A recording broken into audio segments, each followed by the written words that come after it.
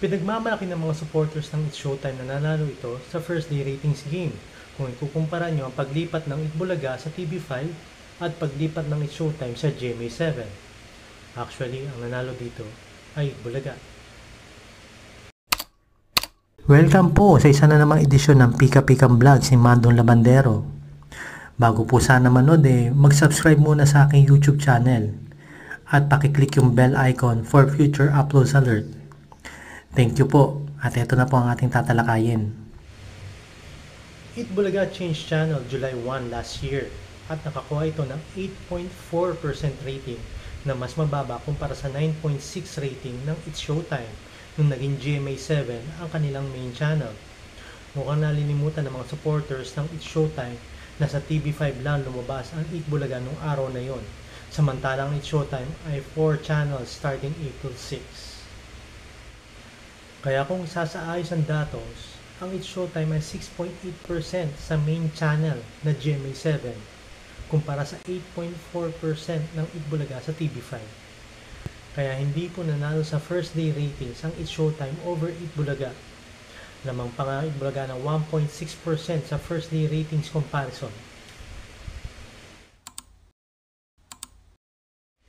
And speaking of ratings, April 12 noontime show ratings, nakakuha ang It's Showtime with 7.3%, samantalang nakakuha ang Itbulaga ng 3.6%. Then on April 13, nakakuha ng 7.5% ang It's Showtime, samantalang 4.2% ang Itbulaga.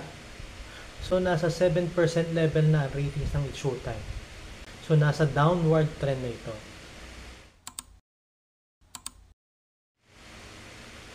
Mukhang kanselado na nga ang bagong segment ng Itbulaga na That's My Boyfriend.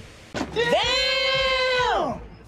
Kasi hanggang kanina ay hindi ito kasama sa mga segments na ipinalabas sa Itbulaga. Kasi, well, alam naman natin na di maganda ang pagtanggap ng mga dabarkads or majority ng mga dabarkads sa segment na ito. Kesyo boring daw, o gaya-gaya sa segment ng It's Showtime, o dahil katatapos lang daw ng similar segment na Mr. Cutie. Actually, marami pa rin na nagantay sa segment na ito. Hindi dahil nagustuhan nila, kundi na curious sila kung itutuloy pa rin ng Itbulaga ang segment na to. Tingnan natin this week kung ipalalabas nila itong segment na ito, at kung no show ito this week din, mukhang kinancel na nga ng mga creatives ng Itbulaga. So hanggang dito na lang mga kadabarkads. Paki-like and share itong video na to at mag-comment kung mayroong opinion na gustong ibahagi. At mag-subscribe sa aking YouTube channel. At paki-click na rin ang notification bell for future upload alerts. Thank you and God bless!